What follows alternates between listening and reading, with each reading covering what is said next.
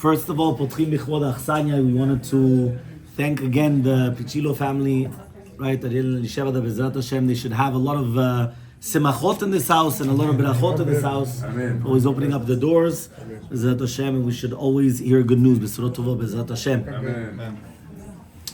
Tonight's Shiur is going to be a very interesting topic. Last week we focused a lot on the topic of compliments in marriage. Okay? I don't know if you guys want to come closer.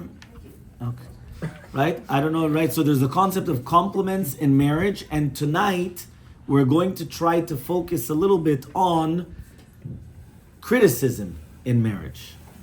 So obviously this is a completely different concept, right? And let's just see what exactly is going on, because obviously this is a little bit feisty. So we're going to go into a little bit of the details, and let's start from here. Every person wants to be perfect, correct? Or I hope so. We all want to be perfect. We want to strive to be perfect. And therefore, many times it comes throughout the day that, for example, a person goes outside. What is the first thing that they do? They want to look at themselves in the mirror. Why? They want to look, whether it's going to be their appearance, whether it's going to be everything around them. They want to look and they want to be perfect. Now, imagine right now, you're looking for an address and you're wandering around, and somebody comes and asks you, where are you going? You look a little bit lost. So you say, yeah, I'm going for this direction. So the guy comes and he tells you, you're going the wrong way, completely. If you would have continued, you would have been another hour, I don't know where, and I don't know where you would have been. So obviously, what are you going to tell them? You're going to thank them, correct? Obviously, you say, thank you very, very much. You helped me, I was lost, and now you helped me go to the proper path. So why is it different then if it's going to be that all of a sudden, if right now we are lost because we were going the wrong direction, why all of a sudden now, if somebody's going to put us on the right direction, are we not going to have the same attitude? Meaning, when it comes to, we're going to call it criticism, but it's not, sometimes we call it reproving, reproach. There's many different synonyms in it. Right, scolding. There's many different types of it, and not always is it going to be something negative. Sometimes it's actually something positive, meaning I want my other half to be perfect. Or I want my children to be perfect. So if I want my children to be good, so what? So you're not going to tell them anything negative. You're not going to tell them anything bad, but you want them to be good. So therefore, there has to be some element of what we're going to be calling criticism, or something that we are rebuking them for to try to make them become better. But the majority of people do not like that. Meaning, you're going to come and you're going to tell somebody that I'm always going to tell you, you're doing this bad and this bad and this bad. They're not going to like it. So therefore, it's even pasuk. The pasuk in Mishle says, Al tochach letz peni snaeka, which means that if you're going to come and you're going to give rebuke to a mocker, he's actually going to hate you for it. And again, hatred, mamash hatred. So therefore, we have to actually understand, so okay, fine. So what exactly then is our mission? So our mission then is to always make sure that it's not the actual what we're saying, it's the delivery. Why? There's a Gemara. The Gemara says in Mesechet Erechin, the Gemara is talking about, right, an incredible Gemara where it speaks about, right, that the Gemara says, Amar Rabbi Elazar ben Azariah, Temihani im yesh bador hazeh sheyodea leochiach. I'm going to be shocked if there's anybody in this generation that knows how to rebuke, that knows how to give words of criticism. Now Rashi says, sheyodea, right, leochiach derech kavod, that he knows how to do it in a kavod way, that he's giving it with respect, shelo yiyu panav mishtanim, that it doesn't change their face. Which means, and that's also the Maharal. Maharal says it's a chokhmah rabba me'od. You need a very great wisdom until the person is going to accept it. And you need a chokhmah gdola ledaber imo divrei noam. Mamash, you're coming and you're speaking to them in a very, very nice way. What does that mean? What the rabbis are actually coming and teaching us is, it's not what you're saying, it's the delivery of how you're saying it. Which means you could, in essence, say anything that you want. The question, though, is how is our delivery? How are we saying it to the people? because we're supposed to. And especially when we're going to be talking about the importance of family, right? When we're talking about the entire concept of family life, it's very important, the importance of criticism. But it has to be constructive. It has to be that we're building. It cannot just be stam that I'm coming and I'm giving criticism. Because if I'm going to criticize for the fun of it, we're going to see afterwards in the words of Rav Dessler, it's actually going to be something which is crazy. It's tragic. It's actually terrible. But if it's constructive, all of a sudden it's a necessity and it needs to be done. Now, why is it so important? Because obviously in a family, we always want that we're going to be together and not always do we actually understand each other.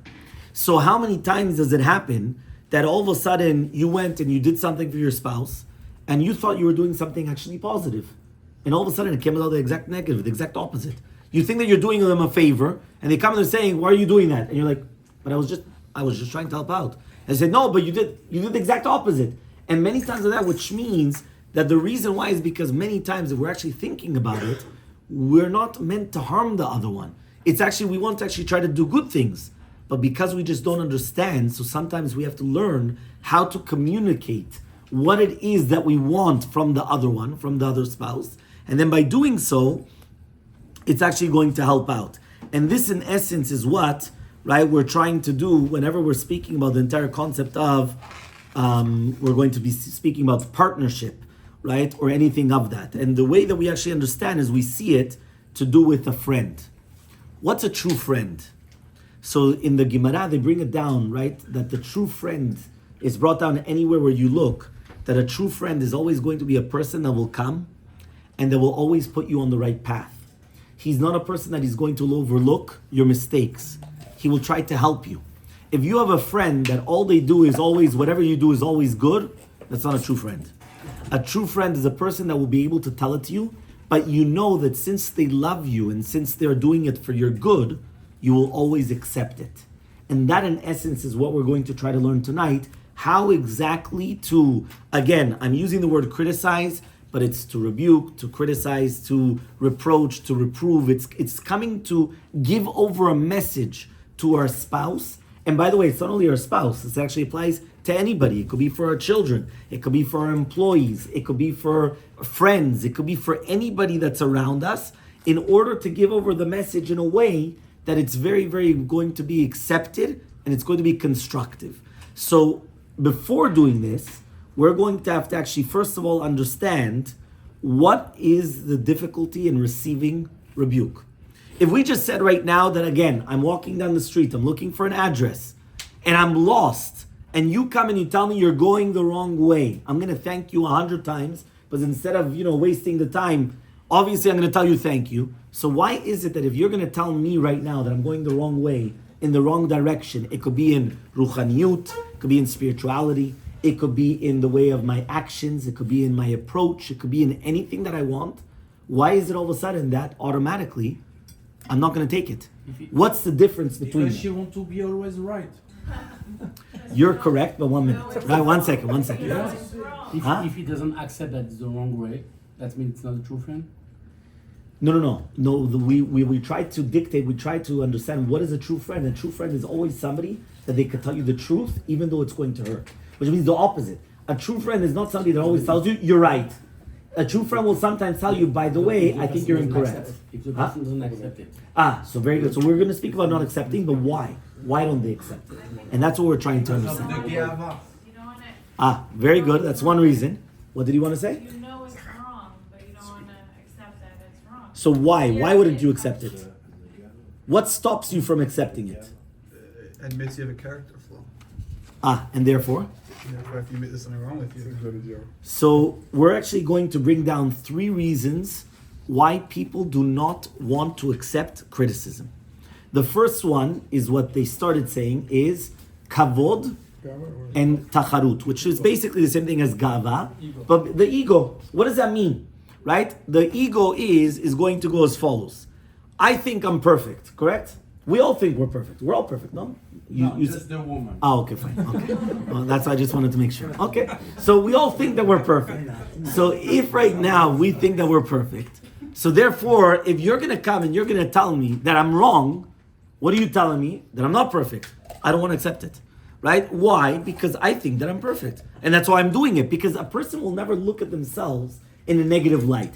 En adam roeh nigeh atzmo, which means a person will never come and say, I'm wrong in doing it. We'll justify ourselves. We'll tell ourselves that what we're doing is good. We're perfect. And we'll always try to make some answers. So why is it that maybe I have to help out less in the house? Because maybe I give more cleaner to my wife. Or why is it that right now I have to help out more, but the other one doesn't? Because maybe I make less than the other one. And why is it? And you keep on going. Because we're always going to justify ourselves. So therefore, the first reason is the kavod aspect, but it's also tacharut. What does it mean, tacharut? Tacharut means competition. Why? Because we're going to speak about this a little bit more later on, a little bit more in detail. Well, I'll give you the examples, but I'll just give you one example. That'll just throw it out right now. If I come and I say, I ask you to do me a favor, and I come and I say, you know what, do me a favor. Can you do the floor? Can you do the dishes? Anything, right? Imagine right now the wife is asking us to help out in the house, or we're asking them whether it's to buy something or to do something, right? What are we going to tell them? By the way, when I do it this way. It's always, we always get much more success in that way. What am I doing? In ultimately, what I'm saying is, I'm better than you. And therefore, by saying that I'm better than you, automatically, I don't want to accept it. Because why are you better than me? So therefore, the first thing which is going to be very, very important is the entire concept of what we're going to speak about. The kavod v'tacharut means is that the most important thing to a human being is their kavod, or they said already before, their ego, their gava. And therefore, what happens? When you come and you burst their bubble, they don't want to accept it. So therefore, it's very, very important, right, that a person understand this. So I'll give you an example, right? One of the examples that they come, right, and they actually come and they say is Rivka is complaining about her husband, about not properly respecting her parents. So she comes and she says, okay, fine. So you're complaining about one mitzvah. So he says, okay, but are you fulfilling all the mitzvot of ben adam lechavero? Now, the truth is, what does one have to do with another? And then he says, okay, fine. So now she throws back at the husband. But do you go to minyan every single day? Now, the truth is, one second. I went and I told you about A. A was, respect my parents. All of a sudden, right, I come and, or if she's going to come and throw it back at me, or I throw it back at her, it's to do with respect about something completely different. About ben adam lechavero, interpersonal relationships. And then she throws it back about minyan every single day. What was the connection between all the three? The connection is many times they're not connected. The problem is that the second that you told me that you're better than me in A, B, C, D, what? Defense mechanism, automatically, right, what happens is I'm going to tell you, well, I'm also better than you. Or are you that perfect? And then all of a sudden we're going to start a problem, right? Why? Because instead of accepting it, we want to stop it. Even though right now Danielle just said something very, very important, we're going to see it also as well. Sometimes, by the way, it even happens even without words. So for example, sometimes it happens that you have somebody that he was amongst the chilonim, non-religious. And all of a sudden, right, he went to a seminar, he went away, you didn't see him for a month, and he comes back and he's all dressed black and white. So the first thing that you think in yourself is, Hashem Yishmor, what happened in his family? Right? Why? Because obviously if he did the teshuvah like that, chas v'shalom, somebody sick, somebody this, somebody that, they have to do teshuvah right away. Right? But then they realized it was actually much worse. You know what they did? They did teshuvah. Right? There was nobody sick, everything Baruch Hashem, everyone was perfect. So now, without them even telling you a word, how did you know everything was fine with his family? Because he has got a nice big smile. If Be'emet, he's all serious and like that, so maybe Be'emet, there's something wrong in the family, he's doing teshuvah, and therefore, okay, fine. But here, the chiloni that's beside him, the not religious that's beside him, he sees this guy come back, black and white, tzitzit, mitzvot, this, that. He comes and says, there's something wrong here. He comes and he says, so you went with all the black people. No, you became all dosi. Yeah, you became all... What happened exactly? He said, these are the ones that are running away from doing service in the army. That's what you're trying... What's the connection? Number one. Number two, did you actually say anything? You didn't say anything. The problem though is without even saying words, by me being like you, I was like you yesterday. I was the chiloni like you yesterday. And all of a sudden now, I changed my path. I changed my ways. Automatically, I'm saying I'm better than you. Why? Because they look at it and they're like, no, I don't want this. So therefore, what happens? What happens automatically, they have this defense system, if you want to call it, that is all of a sudden going to say, no, no, no, no, no, no, no. You're not that good. Well, you're going with them. You think that they're perfect, right? They've got this flaw and this one and that. And automatically you put them down. Even though it's not correct, but it's an automatic nature that a person will come and they'll put up a self-defense that they say, no, I don't want to accept it. Now the truth is, chaval, because we're going to see later on that we have to listen. Because many times it actually helps us. So when we're actually going to speak about this concept of whether it's going to be hidden or not hidden, we're going to speak about, there's actually a Maharal that explains this beautifully. The Maharal is based upon a Gemara, where the Gemara says as follows. The Gemara says, right, in the same Gemara Verachim, where it says, I'm astonished if there's going to be somebody that knows how to give rebuke today or not. The Gemara says, why? Because when somebody comes and he tells him, Tol kisami ben shinecha, they tell him, Tol korami ben enecha. What does it mean? Somebody's going to tell you, you got a little something stuck in your teeth, a toothpick stuck in your teeth. So he's going to come and he's going to say, yeah, but you got a beam in front of your head. What is that referring to? The Maharal comes and he says, when you come and you tell somebody that you have something small in between the teeth, he's going to shoot it back at you, tell you, you've got something so big, it's right in front of your face. How can you not see it? It's much bigger. So what does that mean? Really? I love that. What if someone told me Yeah? that? Okay, so but that's a Gemara. What does that mean? The Gemara is actually telling us, right, and this is the way that the Maharal Miprag is explaining it, that many times by nature, I'm going to shoot back at you right away. Why? Because you just wanted to correct me. Automatically, what am I going to do? Yeah, but what about this with you? And what about that? And what about... One second. Who's opening up history books? Who's opening up... I just came and I just told you one little tiny thing. Let's speak to the point. What are you now coming and opening up other pages or other... No. I just want one thing. This, and that's it. Right? That's all that we need. We don't need anything else. But that's the first thing which actually makes it very, very difficult. Another thing which is actually very, very important also, right? And this is, again, every single person, they have a desire that the person that they're living with, it would always be pleasurable, right? Obviously, you want to live with someone that you enjoy living with them. So now, but not everyone's perfect and not everyone was made the same. So you think that, by nature, right? Accept me the way that I am, right? Why? He's going to say, listen, he married me. He knew that I was like this. Let him get used to it. Or why should I change? So the second reason why it's so difficult to accept criticism is changing nature. What does it mean? Changing our habits. A person has certain habits. It could be that the habits already came from the family, right? From where they grew up. It could be that those habits came from the way that they were brought up. It could be from the way they were in school. It could be their own nature. Sometimes you have children, and every single child in the family is always different. So everyone is different. So therefore, it's very difficult for a person to get accustomed to change. So people are afraid of change. So it actually once happened that you had somebody that he said, okay, you want to go to a shiur? Yeah. What is the shiur about? It says shiur on Shalom Bayit. So okay, who's the Rabbi? There's a very famous rabbi. He's giving an incredible shiur. Listen to this. You want to come? No, actually, I'm not interested. I said, but I don't understand. You told me 5 minutes ago you wanted to come, right? Also, why didn't you come? He says, no, because he might convince me. What does that mean? If a person by nature, he might think, if I'm going to go, it's going to obligate me to do something.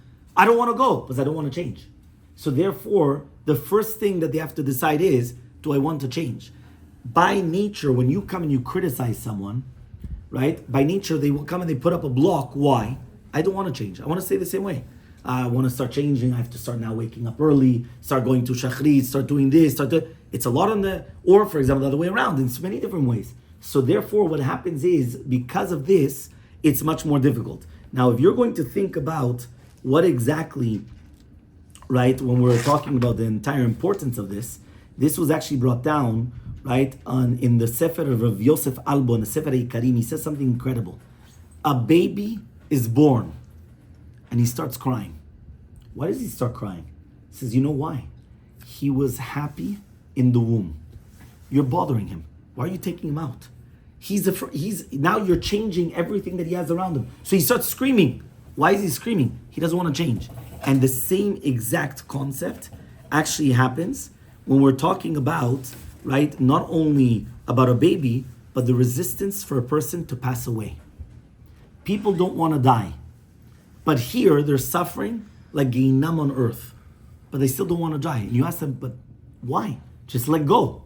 And the reason why, the exact same thing. They don't want to change. They are accustomed to doing certain things. Certain people, right? They're like a mechanic. It's like so they don't want to change. It's like the creature of its habits. And therefore, because of that, that's another reason why people do not want to do that. That's one of the reasons why the Kuchimuni says, not everyone accepted the Torah.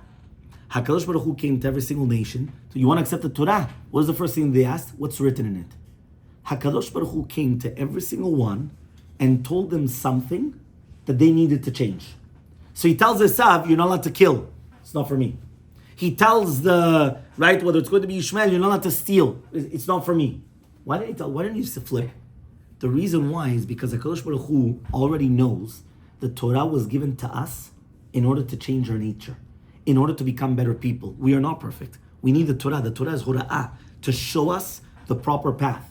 And therefore, we know what is the most important element in the Torah? Musar. What is Musar? To become better people, which is basically self-reproach, which we are giving the Musar to ourselves. Instead of us giving it to other people, we learn the Musar and we say to ourselves, you know what?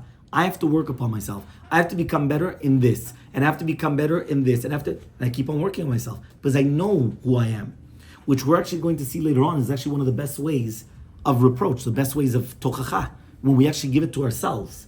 But what happens is that the Midrash, El Kutshimuni says, that's what Hashem purposely did. He told every single nation, you want to accept the Torah, you're not allowed to kill. Esav says, I can't change my nature. That's who I am. Forget about the Torah. He came to the Arabs, the exact same thing. I need to steal. Forget about it. But that's what HaKadosh Baruch Hu actually wants from us. And the danger and the difficulty in changing this behavior always starts, right, because of this. The last one is not exactly like the first one, but this is what Daniel said beforehand, is blocking hostility. What does that mean? Many times, right, the main difficulty is usually when we come and we give rebuke, it's out of anger. It's when you're upset. You come, you scream, you come and you give it. And that hostility, what it does is it actually, many times it influences, whether it's all the people that there's an inner voice that says, don't do it now. Don't say anything. Calm yourself down. So, okay, you bite your tongue once, twice, 3 times, until what happens? You let loose. And then what happens? You just start screaming. So many people, they don't actually realize that when they're actually telling you what they're telling you, you're not paying attention anymore to what they're saying. You're paying attention to their tone of voice and the way that they're saying it, and not what is being said. Which means I could come and I could tell you in a very, very nice way, please get up. But if I tell you, get up, you're going to do it. But you're not paying attention anymore. You're just going, how he told me. I could have told you the exact same way, but it all depends on the way that it's being said. So now, what happens? So for example, many times we have this.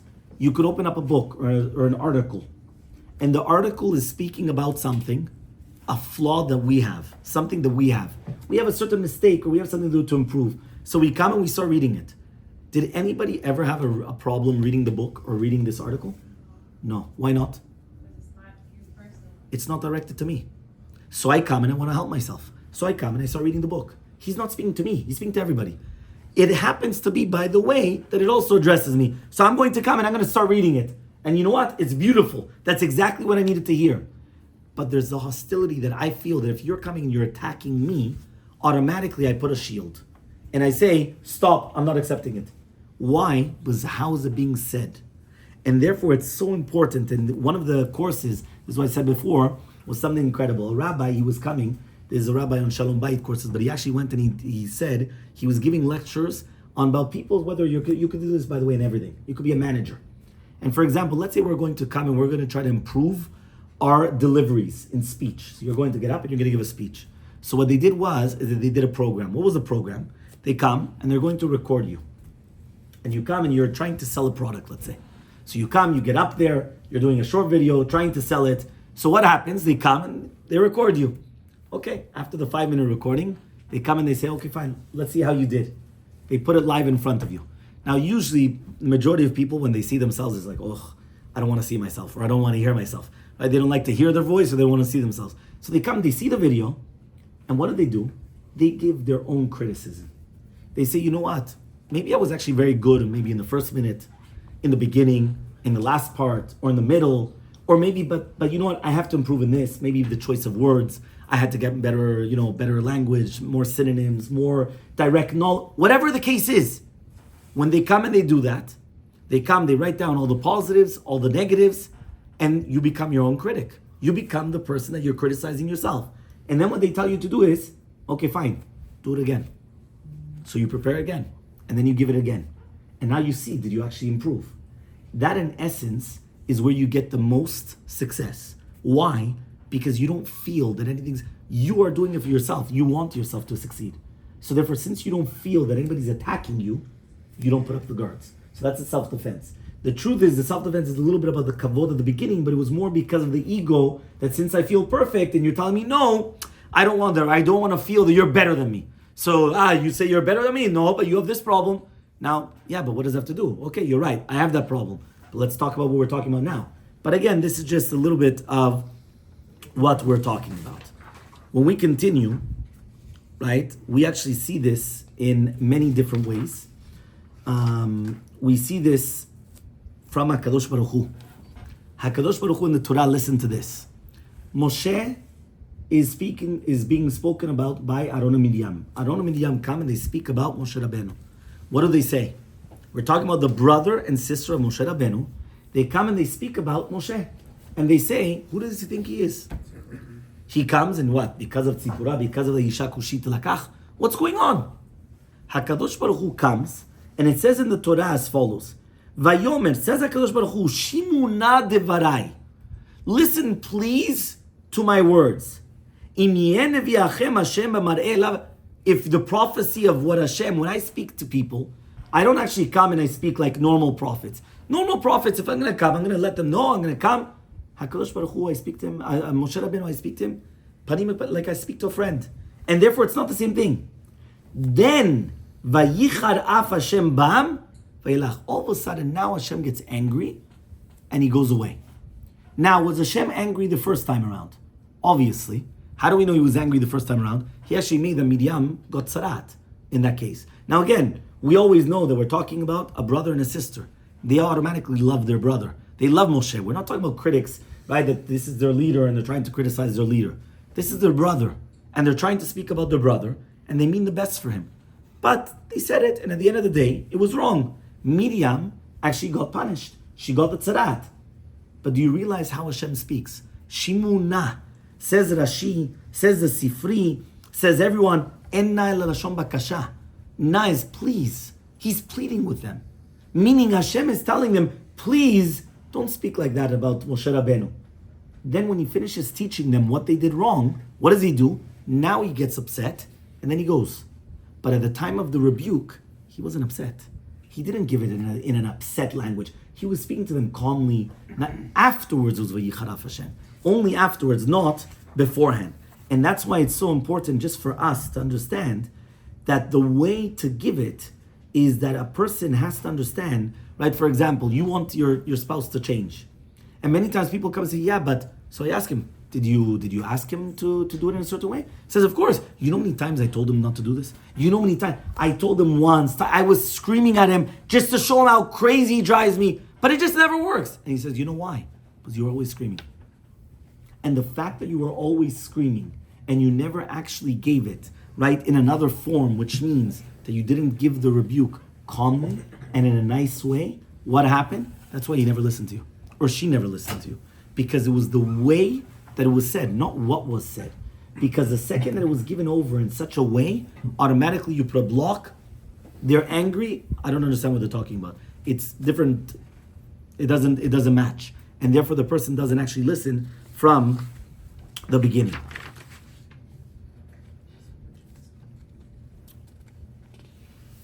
So now we're going to speak about, okay, how do we give them the tochacha?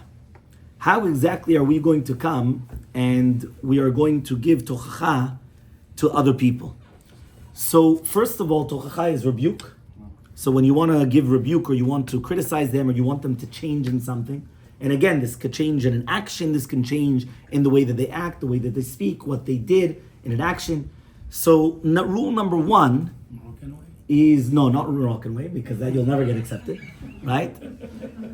The way that to do it. Sometimes women, they wake up and they are emotional already from the day. Like, they wake up like reverse, and you can say whatever you want.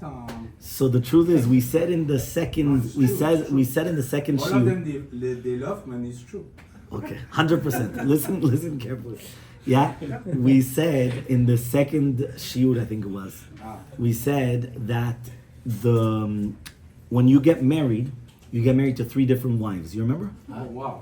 Yeah, but it's all in one body. You missed that one. Yeah, you missed one. You weren't here for that one. I didn't know this one. But it's all in one body. Yeah, Okay. one body. What does that mean? We said when your wife is in the normal state of mind, when your wife is anida, and when your wife is pregnant.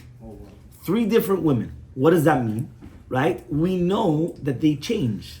Right? They have hormones, much less than men. Men have much less hormones than women, and therefore we don't go up and down that way. But right, women have hormones, and therefore they change, right, the way that they act. So you could tell her good morning today in one way, and she accepted it, and tomorrow she's gonna blast you, right? 100%. But you have to know that, right? Which means that you have to know you have to know which period they are, right? And you have to actually understand how it works, okay? By the way, you should know, right? We're speaking about the women, but that's like that in anything, right? For example, right? One day you come into your boss, right? And you tell him something, or you did a mistake, and big deal. The next day you came in and he went crazy. Now why? Because you didn't realize that he had a car accident beforehand, and he had I don't know what, and therefore they were in a bad mood. And many times it changes. So therefore, what we just said is that a person has to understand that not always everything that you say will always be accepted the same way. Sometimes you have to pay attention, right, to something that's good. You have to be sensitive to that, okay? But the first thing that you have to do is preparation. Why preparation? Because one more time, right, you told me about being a salesman, that you have to be a salesman all your life. Well, the truth is, yes, you're right. You have to be a salesman. Why? Right now, you want your wife or you want your husband to accept what you're going to say. If you're not going to prepare and you're just going to come and you're just going to give it over like that, they'll never accept it. And the reason why they'll never accept it is because you didn't prepare in order how to give it. You have to think, how do I say it in order that they are going to accept it? That's rule number 1. So therefore you want to score. So for you want to score the sale, right? And you want to make the sale the exact same way. You want to come and you want to get the sale. How do you get it? That they're actually going to change. So if the purpose of criticism is to change, meaning something bothers me, so therefore I have to say it. So you're right, you could say it.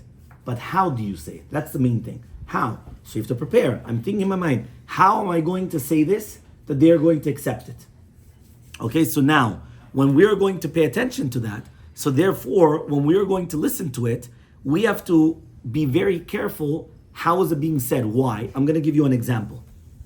Sometimes I come, right, and I'm going to tell a child something. And right away you come and you start screaming at them. Are they actually paying attention to what you're saying? The majority of the times, they know what you're already telling them. They just know blah, blah, blah, blah, blah. Every once in a while I say, okay, right? But you just continue. But what am I already preparing in my mind? The answer. No. I'm not actually paying attention to what they're telling me. Right away, I'm already thinking, what am I going to respond? What am I going to answer? Now, that's bad because at the end of the day, I didn't want that. So that's why we're actually going to learn that many times it shouldn't be in a form of a question. Because if I ask, why did you do this? Automatically your brain stops. You're thinking, 1 second, why did I do that? I have 1, 2, 3, I'm going to give them 3 answers. Or I start thinking, what's the best answer to give? Why? Because that's automatically what goes in your brain. So many times we're going to learn that the best way of criticism is not to ask as a question. Because if you're asking a question, it means that you're going to get a response. Which means you just told them, stop listening and start thinking about what's the answer. And you don't want that, which is very, very important. But it's also in the way that it's going to be in the preparation. Why? It once happened that there was a rabbi that spoke to one of the katsins, one of the big officers in the army. And he said that at the beginning, he used to always tell the people the way the things were. But he realized with many, many years of experience that he had to start lying a little bit or changing a little bit, to make it more, that it can't be 100% straight. So the rabbi went and he told him what we mentioned, I think 2 shiurim ago or last shiur, I don't remember which one, that we mentioned the difference between truth and false. And he went and he said like this. He said, you should understand, every single time you were giving criticism, if the outcome was not that they were going to change, in essence, you lied to them. Because truth and false is not the reality. It's the outcome. And therefore, if you right now coming and now you're actually giving over the criticism in a way that you want them to change and they're going to change, right now you just told the truth. And therefore he was trying to teach this officer that at the beginning the officer thought, listen, at the beginning I had to always tell the truth because I just said it the way that it was, right? Dugri, as they say, the truth, I just tell it to your face. And then all of a sudden I came and let's touch it up a little bit. Let's make it a little bit nicer. He said, no, that's what you're supposed to do from the beginning. Because that's the only way you're going to succeed. Because if you are not going to make it nice, nobody will ever listen. Which means if you're going to give over the criticism and it's not going to be nice the way that you're going to give it over, there's nothing what to do. So one of the most important things is opening statement. Opening sentence. That's one of the most important parts of criticism. How do you start? The great importance is attached to the sentence that opens the criticism. It's going to determine how they're going to accept it or not. Meaning, if they're going to start and they already start in the negative, stop. You already went off.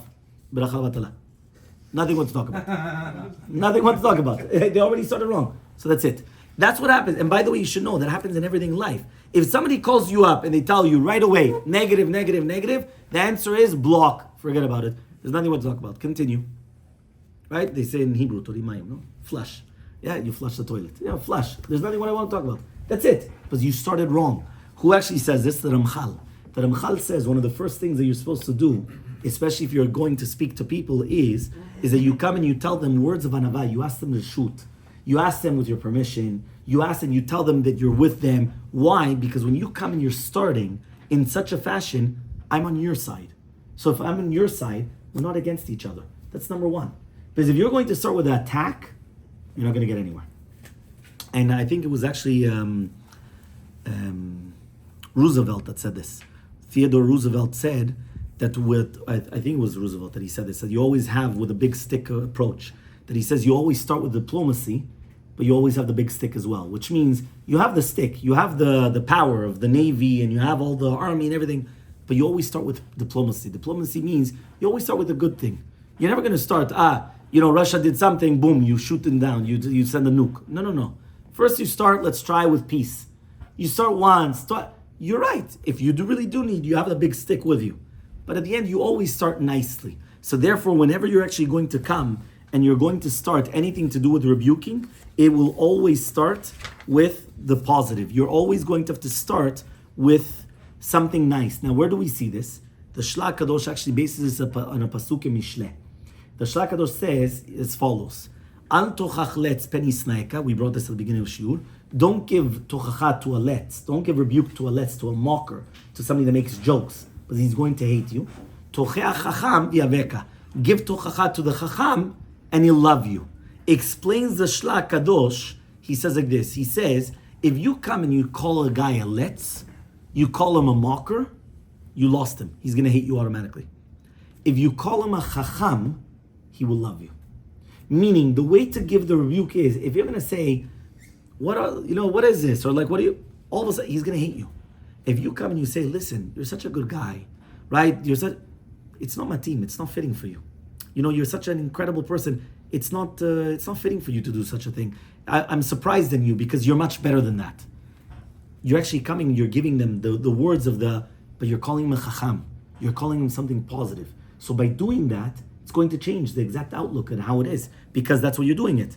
There was once a person that he came and he said that they had a minhag. Listen to this minhag, right? The minhag was whenever they get a fight between the husband and wife, they don't speak to each other for a few hours, but they write each other letters. Once upon a time it used to be letters, nowadays it would just be texts. So imagine what we on the texts. Huh? WhatsApp voice. Yeah, the WhatsApp voice, at least you're saying the voice. Nowadays it's with text. So obviously the texts are not going to be the most beautiful texts. So what happened was she went to a shiur of a rabbi, and the rabbi started saying this about saying words, quote unquote, the opening statements is the main part. So she wanted to do a test. She wanted to test herself. So what does she do? The next time they got into a big fight, she comes and she starts thinking, what am I going to write? So she comes, and the first things that she does is she starts praising her husband. How much does she appreciate what he does? How many good things does he do? Everything. First there. And then she went on the Megillah. So first she started with the positive, and then she went on with the Megillah of how many, right? Now again, the positive might have been not even one perek. The rest was the 10 perakim of the Megillah Esther, but she started with the positive. Now she wanted to test her husband. She wanted to see what happened. So she leaves it on the table, and she's waiting. Now she's hiding in the corner to see what's going to be his reaction this time. So she comes and she sees that he comes, he picks up the paper, and he's looking, and all of a sudden she sees that he's a little bit confused. You know, he's ready for the bomb, and all of a sudden there's it looks like almost like a love letter. What's going on? Yeah, like what changed all of a sudden? So he's with a big smile. All of a sudden, after a few lines, obviously, comes the other way around, right? And he continues reading, but he continues reading the entire letter. He finishes the entire letter, and after reading the entire letter, she's going to see, okay, now what's he going to do? He starts at the beginning again, and he starts reading the first lines again. So now she's confused. Before he was, now she's confused. What's he doing again? All of a sudden, he finished reading the first few lines, and he came and he tried to appease her. What changed? What changed was the approach. Because since she came at the beginning and she said how good you are, you're right, we all have flaws. We're not perfect. We all have problems, right? And but there's what to work with. So what happened was it changed the entire atmosphere. Then all of a sudden, he actually wanted to appease her. He wanted to come and he wanted to actually say sorry for what he did and because everything changed. Before, it was just shooting at each other arrows. Who's going to give the bigger bomb? But now all of a sudden, once you start with a positive, it actually changed everything which was actually going on. Okay? Rav David Nagid actually says this. He says that when you're actually coming and you're giving any type of a rebuke, you have to give it besever panim yafot. What does it mean exactly besever panim yafot? He comes and he says that when we're talking about, right, the sever panim yafot, it means that it has to be, right, with a smile. So in one of the sessions that they had, right, there was certain things that they were bothering each other, right? One of them, Moshe went and he started saying about his wife that she's not mesuderet. So he comes and he says, right, my wife, she's not organized. So the rabbi tells him, okay, explain. He says, listen, usually there's a saying that this, especially when you go to, especially bachurim, or you go to bachelors or whatever it is, you go to their house, what do they always tell you? It's missing a woman's touch. Why do they say women's are missing a woman's touch? Because everything's a balagan. You look all around and everything's chaos, right? You look like a tornado went through there. So what happens? You come and you say, so she went and he said, listen, it's not, so I thought that I was getting married. And I realized that my wife is completely not mesuderet. She's completely not organized. So he's not happy. So all of a sudden the wife comes and she screams, says, what? What are you talking about? He says, what? The living room's not properly, the orderly, the kitchen. He goes, no. I'm not talking about where people go in. I'm talking about the bedroom. So then when she went and she told him, okay, fine. But at least say that the house is orderly and just the bedroom is not. But why? She was going to right away come and tell him, but are you orderly? Which means, are you very organized? Obviously the answer is usually men are not, right? Again, there's always exceptions to the rules, but usually not, right? But what he was trying to show him is it depends how the approach of what you're going to say, is that going to change it or not? Another important concept is criticizing the action and not the person. So many times when we're talking about the action and not the person, many times we come and we speak about the person. For example, you're not considerate, right? Why did you do that? You're not human, you're crazy. They come and they attack the human being. And instead of doing that, they don't actually realize that they had to do the other way, right? You're inconsiderate. There are many different types of forms that you're attacking the human being. You have to actually come and say the exact opposite. Why? It's on the action, it's not the human being, right? Because when you attack the person, it becomes very personal. And then there's not much what to do. But if you're just saying the action, for example, this hurt me, right? Whatever you said, the words that was said was hurt me. Many times, even I was hurt by the words that you said, or by, I was saddened, right? So many times, even if you're swallowing, meaning that you're coming, you're saying derech agav, who was the one that said it, who was the one that did it, but you're actually saying it by the way. You didn't actually say you did it. Obviously, it was you, right? But you said, by the way, this actually hurt me a lot. By doing that, you're not attacking the human being, and therefore it's actually going to change. And if it becomes personal, so then they might actually even attack back. So when they tell you, why do you do such a thing? Why did you hurt me? So you say, well, you don't hurt me. Obviously it becomes, tit for tat all of a sudden. And it becomes, right, one for another. So therefore, you deserve it, or other things, or you're also not considerate, or or like what you said, you're too sensitive, right? Now again, if you're going to come and you're going to say, right, that so if you attacked him, so now he's going to answer, you're too sensitive, right? But if you're going to just say, this hurts me, so the person understands, okay, fine. I understand why, but it's appropriate. Because, again, if you're going to come and you're going to say, why did you do something? This is what we said beforehand about the lama. The second you ask the why, many times that influences that you're going to have the negative answer. So therefore, many times you don't have to say the why. Say a statement. This actually hurt me. Or another thing which we're going to say is, I assume you had no intention, right? You didn't have any intention to cause me harm, but this is what happened. Why? Because automatically I low down the guard.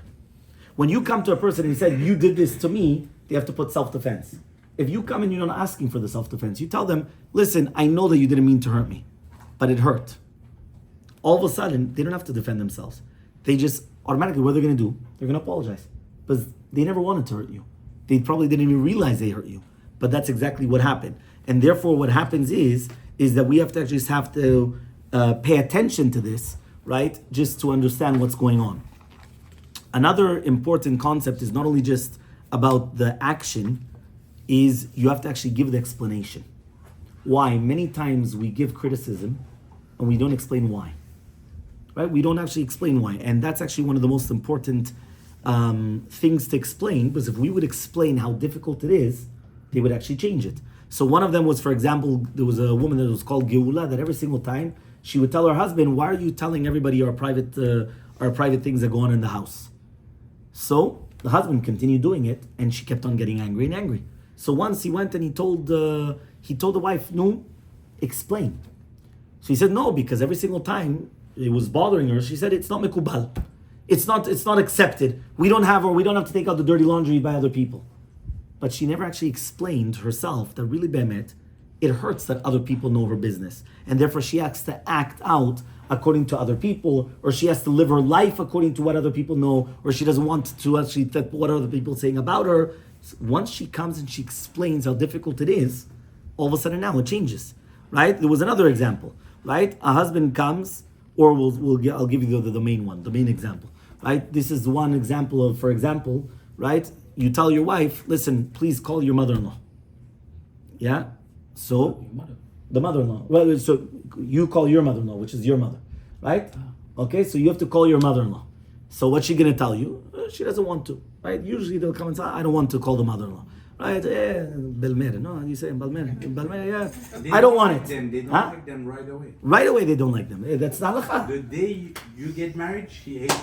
That's it. You signed it, correct? But by the way, you wrote that in the ketubah, you know that.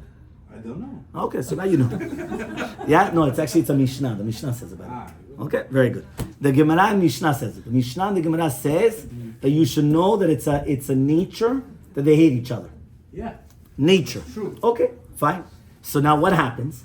What happens is, and by the way, it's actually something very natural, because each one feel that they're stealing them from themselves. That's why. So which means it's a competition. It becomes a public competition. The mother wants that the child should be hers, and the wife wants that the husband hers, and each one, they always defend each other, and each one has to be perfect in their eyes. So when you go to your mother's house, you have to say that she does the best food. But then when you're with your wife, you say that she does the best food, and make sure that they're not together at the same time, so each one doesn't say that they do the best food. Right, that's the way that it goes. Fine. Okay. But now what happens is, you come and you tell her, call your mother-in-law. What's she going to tell you? I don't want. So you have a problem. So they go to the rabbi. The rabbi, so he tells the guy, no, what's happening? He says, no, I want. So he says, why? Why do you think like that? He says, no, because it's a halakha. The kala, the daughter-in-law, should respect her mother-in-law. So what is the wife going to say? What are you talking about? Right? First of all, she has to respect me, no? Or was like, no, but she has to come, and what? Oh, she's not even waiting for my phone call. Why do I have to actually call her? Right? So what happens is you have a dilemma here. What are you going to do? So then the rabbi became smart, and the rabbi comes and he tells him, 1 second. What's so important to you? Why do you need her? Why do you need your wife to call your mother? So then he went and he said the statement. He went and he said, listen, it's very, very simple. If my mother feels that nobody's calling her, she thinks that either I'm against her, right? Because I don't have the time to call her as much, or that my wife is against her. So somebody's against her. I don't like the tension. So therefore, the truth is, I want to get rid of the tension. I don't need that my mother's thinking in her mind that somebody's out to get her, whatever it is. It just, the wife says, okay, I'll call. What changed? Beforehand, it was as if to say it was a complaint against the wife. You have to respect your mother-in-law, call your mother-in-law. She's going to say either she has to respect me, or she's not really waiting for my call, or what does it really matter? I could call once every, for the Chagim, or whatever it is, right? And you could continue going. The second that you said the reason why it was so important for you, for her to come and to give the phone call, she's automatically going to do it. Because once you see why it's so important for you to do that, then all of a sudden it changes everything. And that's why it's so important for us just to understand, right, this way. I'll give you another example, right? Sometimes it happens that we think that women speak a lot, but sometimes the men also speak a lot. So it usually happens with, meetings or this or that, and sometimes they get caught up. So what happens is the wife comes and she gets all upset. Why? Because, again he came late, and since he came late again, what happened? The food was burnt, and this was there, and you continue going, and then it becomes big problems. So what happens? So what happens is that if the woman's just going to come and tell off her husband that why are you late and why, so again, it's not going to work well. Listen to the chokhmah of the way that you're supposed to say it. Now again, you probably should write this down, but this is actually, she comes and she says like this. He says, right, not when he enters the house, because that's what we're going to see later on. It's one of the worst things to do when a guy comes into the house. You give him the rebuke or you give him on the head. That's the worst thing. He's never going to listen, right? So first, he comes in, he becomes all relaxed, and then you come and you say this follows. He said, listen, I understand that people like to talk with you, right? And obviously, I know you have no intention of harming me, but look how much it actually, it causes that now I was preparing the house, I stopped everything, I prepared everything to make sure that you don't have to wait, so that way the food was going to be ready for you. If I was going to prepare too much before, it wasn't going to be good food. In addition, I had to stop the usual work, then I had to stop with the kids, and then I couldn't rest. And look how many things, and not only that, it bothers me most, with all the delays, and afterwards I have less and less even patience, and I can't even care for you, and I don't want not to care about you. Now, this sounded like a long Megillah that she was actually coming and telling him, which, okay, fine, but what did she gain? So here he actually says, it looks very long, but he actually said, number one, he wasn't placed in an embarrassing situation because he wasn't doing it out of malice, of bad. It was somebody else that they like speaking to him. It's always somebody else. It wasn't him. He didn't want to do anything bad. Number two, she comes and she talks about her efforts the entire time, that she wants to make it clear that she's doing everything for him. Number three, she tells him about the loss of her rest and the children, because she wasn't able to rest anymore. And then also the children lose out. So it's not only going to be them, it's going to be everybody. Then number four, she asks for his help, saying, can you help me and try to be on time? Because usually when you ask somebody for help, they want to help you out. And then the last one also, she hints to something which is very, very deep in the future. You don't want that your wife is going to lose care about you, that she doesn't care anymore. So therefore, because of all those 5 things, what she just said was gold. Automatically, he's going to change it. Why? Because it all depends how you gave it over. If you come and you right away, again you're late, the food got burned, so obviously it's not going to go well. But if you went and you gave it over in such a way, all of a sudden, everything is going to change. So again, these are all the different signs. There's going to be much more.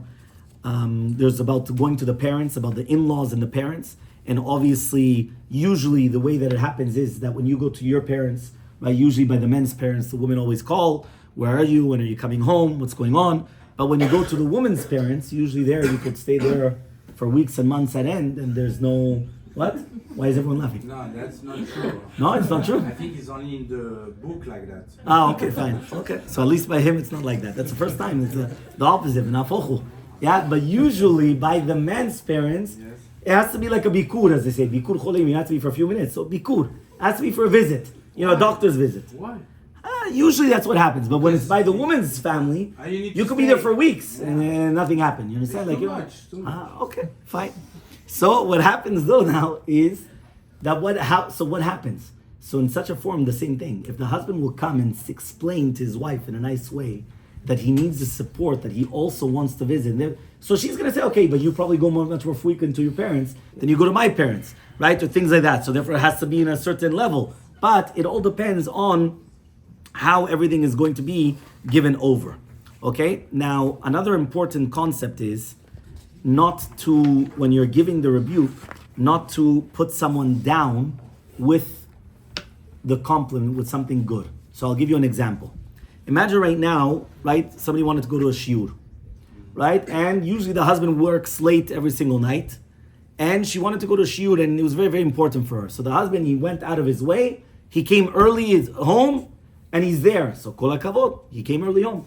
The wife comes and immediately she says, right, instead of coming and saying, hello, how are you doing? Okay, chaval, you didn't come an hour earlier, because that way at least the kids could have seen you. Now the truth is, for him, that just bursts his bubble. Why? Because he just did all his effort to come to make sure that he's early for the shiur, right? In order that you could go to a shiur. So he's actually showing that he did a sacrifice for you. Now, you gave a criticism, but the criticism was at an expense of something good that they just did. That destroyed everything that happened. So what are you supposed to do? What you're supposed to do is at the time, what you're supposed to do is, you have to actually thank them 1,000,001 times. Remember that was the main thing by the men. You thank them 1,000,001 times that they came and they did the effort, that they came early. Yeah, 101 times. Keep on going. You don't mention anything at the time. The next day, again, you do the same thing. And you say, by the way, kol hakavod for yesterday. Thank you so much. I really appreciate it. I know it's very, very difficult to you. And by the way, next time, the whole week is afterwards. But one second. But the next day you come and you tell them, by the way, if you would have been able to come even an hour earlier, then you would have even been with the kids. But it was not an attack. It was by the way, and it was the next day, and it was with all the 1,000,000 times that she was praising, singing his praises. The next time that he's going to come, what's going to happen? He's going to make sure that he's going to come an hour earlier. But why? Because it depends how it was given over. If it was going to be given over in such a way, Why she doesn't say like, thank you to come on time, I'm so happy you come earlier. 100%. No, but that's what we said. That's what she's supposed to say. She says, thank you for coming on time, or thank you for coming early. It wasn't even on time. He came early. He did the effort to come early. And afterward, and continue going. The next day, that's when he's going to come, and she's going to tell him, by the way, to come an hour earlier, so that way, if you would have come an hour earlier, or by the way, coming an hour earlier, even the kids will enjoy, you'll get some time to them, they also want to see you, something like that, but again, it's in the positive. It's not an attack, that they did something good, and now you shoot them down, but I just did something good. What are you telling me now, something negative? Okay, fine. Whenever we're talking about competition, so we spoke about this beforehand to do with competition, we spoke about the entire concept that always include ourselves in the statement. So instead of saying something about you, we could have done something better, right? Or never compare to somebody else. So never say my brother, my sister, my mother, my this, my that, because at the end of the day, what you're doing is you're just causing hatred. Because whenever you're comparing, whether it's a spouse, whichever one it is, to somebody else, you're causing them to hate the other person because kilu, they're better than you are. And you don't want that. So therefore, you never compare anything whatsoever. Plus, you're always going to come and you're always going to include yourself in the criticism. Sometimes if you're not as satisfied, whatever, you could say, we could change it in a certain way or form. And that's in essence how we're supposed to do it. Sometimes also, very important, is when we're giving the criticism, many times we have to actually be part of it. What does that mean? The worst criticism is going to be if I didn't help out whatsoever, and then I'm going to come and I'm going to say, by the way, this is terrible. I'll say, okay, but if you would have helped me, maybe we would change something. Which means if we do not help out in something, you do not want to take, right, the criticism. And that I think is very, very important, because many times it actually happens that you want to be a part of it, and only after you start helping, then you could actually come and put your 2 cents in it. Because if not, they're going to tell you, who do you think you are that you're coming in? You're not even in, you're not even there. Like, what's going on exactly, right? So this we actually find by Moshe Rabbeinu. Moshe Rabbeinu, before actually coming and giving criticism to Bnei Israel, he first made sure that they fought Sichon and Og. And after coming and conquering the land to come towards Eretz Yisrael, even though he wasn't coming in, then he gave his rebuke. Because he wasn't going to be a person on the outside and they're going to say, it's very easy for him to give you, but let him come and let him start conquering the land, let him come and start doing the action, and then afterwards you could actually give the criticism. Obviously, there's a lot more to the shiur. The time is up, so we're going to have to stop here. But the main concepts of what we mentioned about the criticism, if we're just going to give a very short synopsis, right, a very short summary is that in essence, the criticism is in order to build. We're supposed to build ourselves. There's nothing wrong with criticizing. But the concept is that the chokhmah, the wisdom is how to do it in a constructive way. Now, how to do it in a constructive way is number one, never make yourself feeling that you're attacking. If you feel or you already realize that you're on the attack, you already started wrong. Stop, because you're not going to get anywhere. You're going to go backwards, right? So that's going to be rule number one. You cannot make that feel. You always have to make that you're always part of it and that you want to build. And if you're always going to build, you always start with something positive, right? The first remark is everything. And by the way, you should know that's in everything in life. You're going to start an essay, the first comment, that's what it is. The first paragraph, the first line, the first everything. The first sentence, what do you think they pay millions for marketing? For what? The first sentence. Why? They want that first sentence out there. That's what now, according to what they just wrote there, are you going to read the email or not? Everything else, it doesn't matter. But the first sentence is the key. So prepare yourself. You have to actually think over it beforehand. Don't do it right away. Right? We're going to learn later on, but I'll just give it to you very, very quickly. You never give rebuke when somebody's leaving the house. The reason why is because when somebody's leaving, they're going to be with it the entire day. They're going to think about it the entire day. So you never give it when they're leaving. Not when they come in. Because imagine somebody the entire day was out. They're exhausted. They come home. They want to, first thing, boom, with the shotgun. Nobody's going to like it. Right? So therefore, never give it at that time. When a person's eating, remember eating is kodesh kodashim, right? It's mizbeach, right? So don't give criticism when you're eating at a meal. Right? 4, always when you're giving it, make sure that it's a nice avira, it's a nice atmosphere. Meaning, don't give it right away.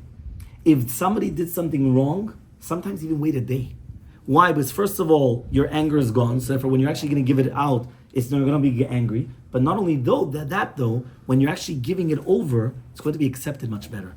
Because the way of your deliverance is going to be completely different. So again, these are all just little tiny tips of what it is, the concept of building in marriage. It's not criticizing, it's actually building in marriage. Obviously, B'li Neder, there's a lot more, and we'll have to pick up another time.